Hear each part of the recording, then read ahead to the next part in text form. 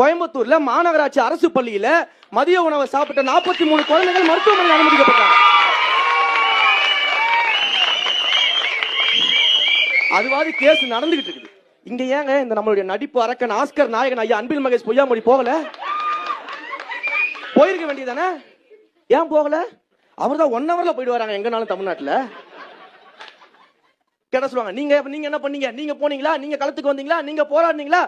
ஐயா முதலமைச்சர் தான் ஐயா முதல் வேலையாலே, அவர் தாங்க ஐயா செய்யணும். இதை நான் சொன்னேன், அண்ணன் பிரசன்னா அவர்கள் சொல்லியிருக்கிறேன். நம்ப மாட்டீங்களே, போட்டு காமிச்சிடவா? எனக்கு வேலை செய்யறதுக்கு நான் நியமிச்சிருக்கிற முதல் வேலையாளி. என்ன வேலையாள்? முதல் வேலையாள். என் வீட்டுல கப்பு அடைச்சிக்கிட்டு, என் வீட்டுல சாக்கடை அடைச்சிக்கிட்டு யாரை கூப்பிடுறோம்?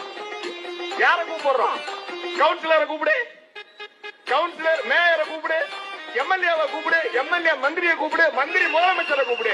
என்ன வேலையால்? முதல் நாங்க எங்க தெருவுல கக்கூஸ் அடைச்சதுக்கோ காவா அடைச்சதுக்கோ முதலமைச்சரை கூப்பிடல. 15 நாள்ல இவ்வளவு சட்ட ஒழுங்கு பிரச்சனை தமிழ்நாட்டில் நடந்துகிட்டு இருக்குது. ஏன் எங்கேயும் போகலன்னு கேட்டுட்டு இருக்கிறோம்.